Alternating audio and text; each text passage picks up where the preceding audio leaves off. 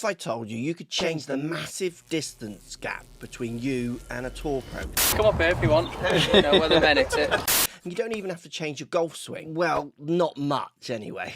I've analysed millions of data points from Arccos Golf and compared them up against PGA ShotLink data to deliver you the ideas of how far you should be hitting every club in your bag, and we're going to compare that to a tour pro.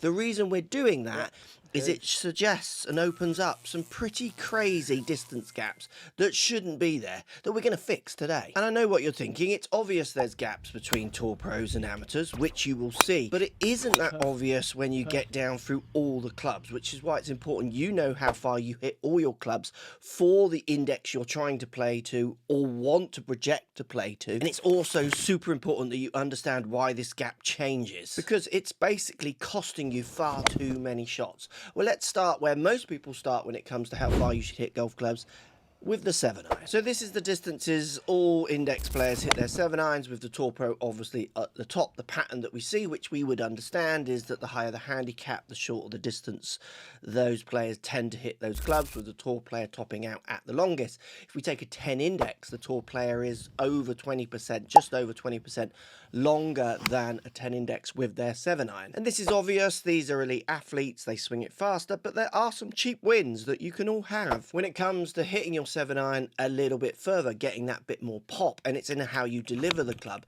which lots of people don't understand. It's a number that many golfers don't really realise is one they can even look at. Let's show you what that number is and how to improve it.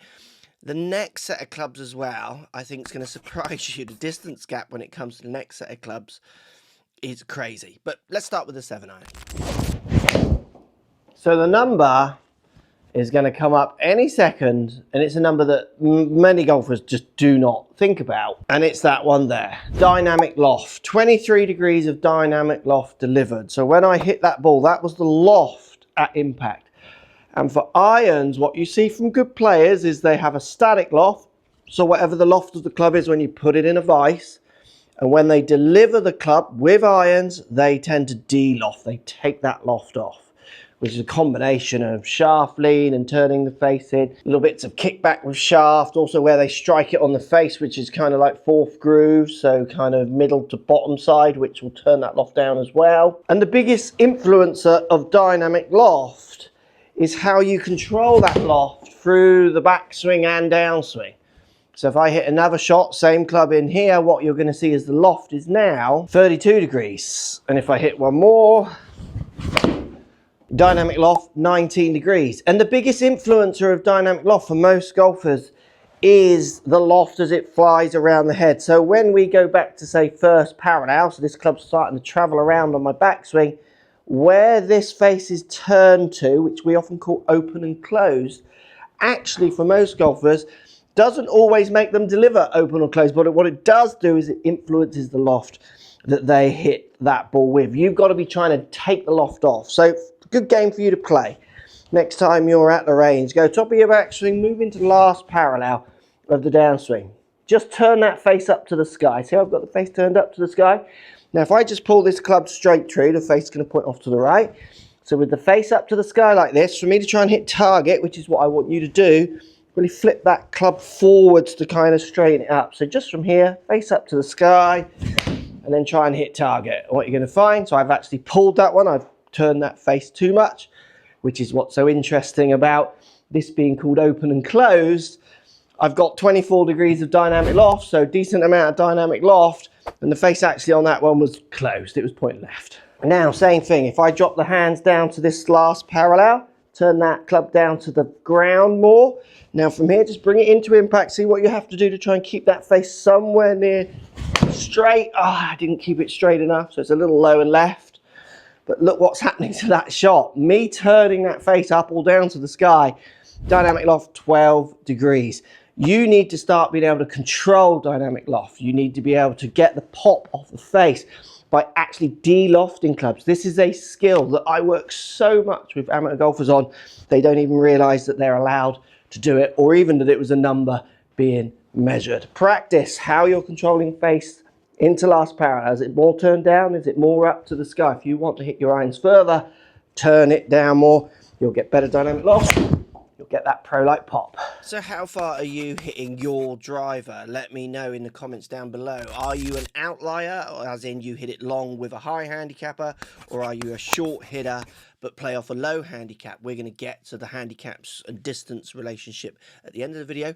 Before we get there, let me know, how far do you hit your driver at the moment, and how far maybe do you want it to go realistically? Like, do you think you could hit it? So the pros are 2 clubs longer when it comes to that medium iron, but are they that much longer when we go into the more lofted clubs? Now here's the data of how far you should hit every club for every index against the Tour Pro, and there's an interesting pattern. Pause this video right now if you want to digest this graph, but I am going to go into it in more detail. So you might think that the gap keeps shrinking, because what you can notice is that the drivers goes further, then the iron goes further, but not quite as big as gap as the driver. But then when we get to the wedges, this happens. So a 10 index averages 92 yards, where a Tour Pro averages around 115 yards. This is with their sand wedge. That's a 25% gap. That's a bigger gap than what they had with the 7-iron. And when we come to do the driver at the end of the video, you're going to notice that is bigger than the 7-iron. So it goes big gap, closing gap, and then the gap opens up again with the wedges. Why is that happening? That is crazy and costing you so many shots. And when we look at Arccos data of greens hit with wedges, I am always shocked, even with better players, but certainly with high handicappers, how often they do actually miss a green with a wedge. And this will be one of the main reasons. This blew us away. Let's give you a tip to improve those wedges. This is a common problem, has been for years with golfers, where they just balloon wedges all over the place, making them go such a varied distance. Let's use launch angle. See the top left number there. I've got a 60-degree wedge here. I'm just going to pitch one out there. So this one's carrying 34 yards, and I've launched that at 29 degrees. It's green, it's in my tolerance. I'm pitching that one out now much further, so a fuller wedge shot, and you can see the launch again, lower side, but in my tolerance is green, 28. So basically what I'm doing is I'm launching my wedge through a similar window each time, and then all I'm doing is playing with the speed. I'm literally mucking around with speed to have this stock shot that allows me to concentrate on distance.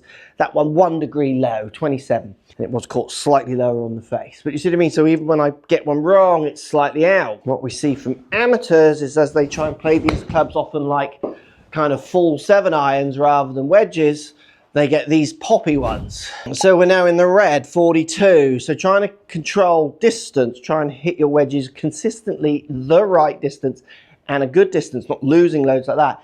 It's that launch window that you have to work on really to get set. So what I want you to do with your wedges is practice really trying to see your wedge swing as a wedge swing. And I want it to feel much more like a punch kind of strike, rather than with like a driver and an iron where everything kind of comes over and flows into a follow through. What I want you to do is work on trying to get this kind of short, sharp, held finish.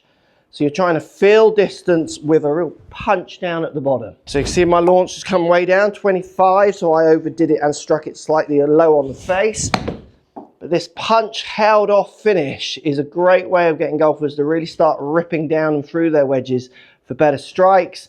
Get those lower flights, again a bit of a low one bit out the bottom, and I'm overdoing this for the purpose of the video, so I do this as standard, so I try and do it more to kind of show you, and it kind of knocks it down a little bit.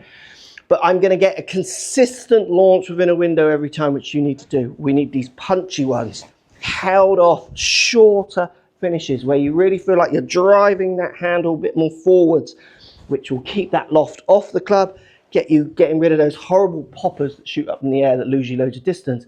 And for most of you, it's going to improve your strikes with your wedges. Shorten that follow through, make it quick and sharp. So that increased gap with the wedges is surprising. Now when it comes to the big stick driver, it's less surprising, but the gap is where we really see the separation. Now before we look at that driver data, if you want a free class to help you with your golf fundamentals, link down below on my brand new website. It's totally free, giving you all you need to know for a golf swing 101 check.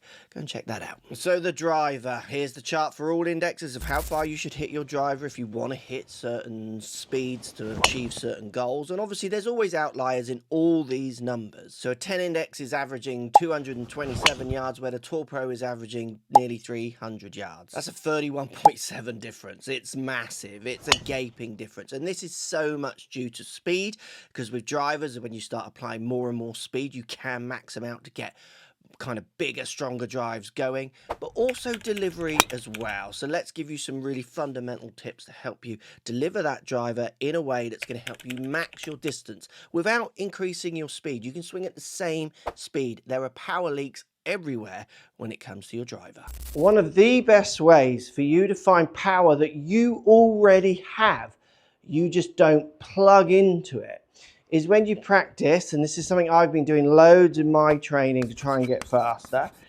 is you need to first establish what your gap is between out of your boot swings to finding fairway swings. And out of the boot swings, I mean, like, you know, they are crazy, out your boots, going for it as fast as you can.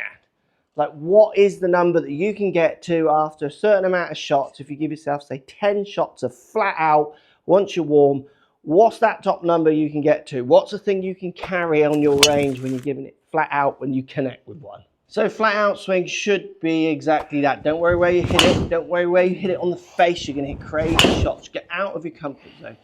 Go flat out. And if you can measure what speed you move the head at, or get ball speed when you connect, or both, you want to see what that number is. So for me today, flat out is 116. That's disappointing, but I'm not fully warm and I've got workouts that I'd rather save my energy for. But this is what's interesting for me, someone who has practiced this way, trying to do every practice session some flat out shots and then coming back to my gaming ones to finish, is if I try and hit one where I'm trying to hit target, trying to hit a fairway, it's a little bit left. That's 112 compared to 116. Better shot. 113. And what I'm finding as I get practicing, and that's slightly disappointed parting, is that I'm getting them very close, that my flat out to when I'm gaming and getting close, because you get used to hitting bad shots. You get used to being able to let go of those inhibitions and just apply speed. And then you learn actually how to harness it a little bit better to help you keep it on the straight and narrow. And often what I find is the flat out ones don't actually go that far offline, which makes me think I can use that on the course.